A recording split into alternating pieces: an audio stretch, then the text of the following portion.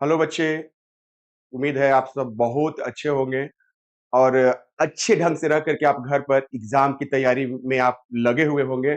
और जैसा कि अभी आप लोग के मन में बहुत ही एग्जाम को लेकर के बहुत ही सारे जो है भ्रांतियां चल रही होगी कि कैसा क्वेश्चन आएगा। तो और खास करके फिजिक्स एक ऐसा सब्जेक्ट है जिसमें बच्चे लोग को थोड़ा सा दुविधा होता है कि किस प्रकार से क्वेश्चन आएगा, तो हम आप लोग को साफ कर देना चाहते हैं। फिजिक्स में एक टॉपिक इमेज फॉर्मेशन वाली जो मिरर स्फेरिकल मिरर है, इससे हमेशा एग्जाम में क्वेश्चन रहना ही रहना होता है। तो अगर इस पर थोड़ा सा आप ध्यान दे देते हैं, एक नजर डाल लेते हैं और एक नजर ध्यान में रखते हैं, तो आपके लिए आसान हो जाएगा आपको एग्जाम में लिखना, कहीं कोई परेशानी नहीं होगा। एग्जाम इज वेरी इजी जो कहते हैं ना, वो आपका एग्जाम जो है वेरी इजी हो जाएगा। तो इससे लेकर करके जैसा कि आप जानते हैं, आपको पढ़ाया गया होगा क्लास में कि अगर वस्तु अनंत पर, मतलब अगर वस्तु इन्फिनिटी पे रहता है, उस कंडीशन में आप जानते होंगे, बताया गया होगा, आप भली भांति जानते हैं कि उसका प्रतिबिंब जो है फोकस पर बनता है, बहुत छोटा बनता है, जिसको हम लोग डिविनिस्ट बोलते हैं। अगर वस्तु अनंत और वक्रता केंद्र के बीच में रहता है, तो प्रतिबिंब जो है फोकस और वक्रता केंद्र के बीच में, मींस बिटवीन प्लेस्ड जो होता है between focus and centre of curvature होता है। अगर वस्तु वक्रता केंद्र पर रहता है, तो प्रतिबिंब जो है वक्रता केंद्र पर ही बनता है, बराबर बनता है और उल्टा बनता है।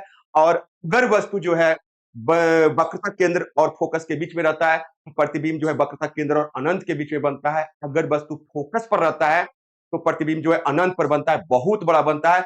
अगर वस्तु जो है अनंत अगर वस्तु फोकस और ध्रुव के बीच में रहता है, उस कंडीशन में जो है प्रतिबिंब जो है दर्पण के पीछे आभासी सीधा और वस्तु से बहुत बड़ा बनता है। ये सब को लेकर के हम एक आपके लिए शॉर्ट ट्रिक लेकर के आए। आप एक ही जगह सारे बात को एक लाइन में आप ध्यान में रख सकते हैं। यहाँ पर स्क्रीन पे देखिए, आपको दिखाई पड़ रहा है कि ये आपका कनकेव जो मिरर है, और कनकेव मिरर में यहाँ पे अनंत के लिए, एट इंफिनिटी के लिए 1 पॉइंट हम लोग माने हैं, जो कि यहाँ पर देखो लिखा हुआ है कि 1 का मतलब एट इंफिनिटी, और सेकेंड का मतलब जो है between infinity and centre of curvature, और थर्ड का मतलब centre at the centre of curvature, और 4 का मतलब हुआ between centre of curvature and focus, और फिफ्थ का मतलब हुआ एट फोकस, और सिक्स का मतलब बिटवीन फोकस एंड पोल। मतलब कि जब वस्तु जो है फोकस और पोल के बीच में, ध्रुव के बीच में रहेगा, तो प्रतिबिंब कहां पर बनेगा, इसके लिए आप एक बार में ध्यान में रख सकते हैं। अगर आपसे पूछा गया परीक्षा में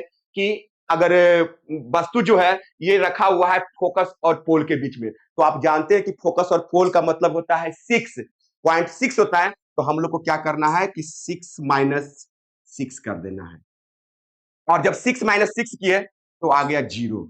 तो जीरो है ना, तो जीरो का मतलब हो गया ना, यहाँ पर देखिए, यहाँ पर दिखाई नहीं पड़ रहा है, इसका मतलब जीरो हो गया। पोल से आपको आ जाएगा किस साइड में, तो राइट साइड में आ जाएगा। इसका मतलब जो है ना, जो इमेज जो बनेगा वो मिरर के बैक साइड में बनेगा। और बैक साइड का इमेज जो आप जानते हैं कि इमेजिनरी होता है, वर्चुअल होता है। अगर क्वेश्चन पूछ दिया, if image is placed at, if object is placed at infinity, अगर वस्तु जो है रखा हुआ है अनंत पे, तो आपको फिर क्या करना है। अनंत का मतलब आप जानते हैं कि एट इंफिनिटी होता है, तो आपको ध्यान में रखना है 6 - 1 कर देना है। तो 6 में से जब हम लोग 1 घटाए तो आ गया 5, और 5 का मतलब हो गया, क्या लिखा हुआ है, 5 का मतलब फोकस पर।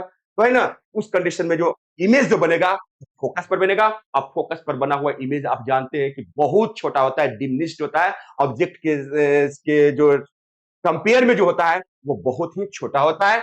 फिर अगर मान लेते हैं, पूछा if object is placed at centre, अगर वस्तु जो है वक्रता केंद्र पर है, फिर हम क्या करेंगे, 6 में से आप पूछ दिया कि वक्रता केंद्र सेंटर ऑफ कर्वेचर, और सेंटर ऑफ कर्वेचर का मतलब देखिए लिखा हुआ है 3, तो हम लोग 6 में से 3 को घटा देंगे, तो इक्वल टू आ गया 3।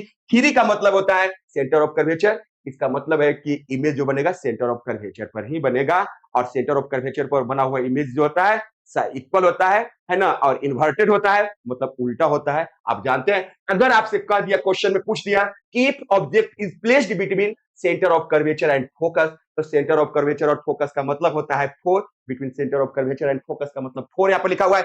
फिर हम लोग क्या करेंगे, 6 - 4 करेंगे, और घटा करके हम लोग को आएगा 2, स्टैक करके आया 2। तो देखिए 2 का मतलब यहाँ पर लिखा हुआ है between infinity and centre of curvature, है ना। तो इसका मतलब है कि इमेज जो हम लोग को बनेगा इंफिनिटी और सेंटर ऑफ कर्वेचर के। और तो आप जानते ही हैं कि जो इमेज जो होता है उस कंडीशन में लार्ज बनता है और इन्वर्टेड बनता है। तो इस प्रकार से आप बस एक नजर इस पर अगर विचार कर लीजिएगा, तो आपका सारा कंफ्यूजन जो है दूर हो जाएगा। इसको आप देखिए, एक बार पुनः विचार कीजिए। और दोस्तों को भी बताइए। जो लाइव में हुआ है सब उसके लिए कुछ लोग लाइव में हैं, उसके लिए कुछ हाँ, आके भी देखिए।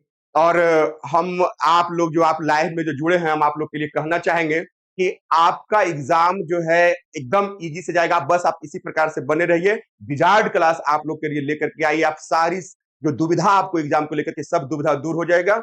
और ये जो एक ऐसा क्लास है जिसमें आप शुरू से लेकर करके मीन्स कह सकते हैं कि 9, 10, 11, 12 सीबीएसई बिहार बिहार बोर्ड सभी का क्लास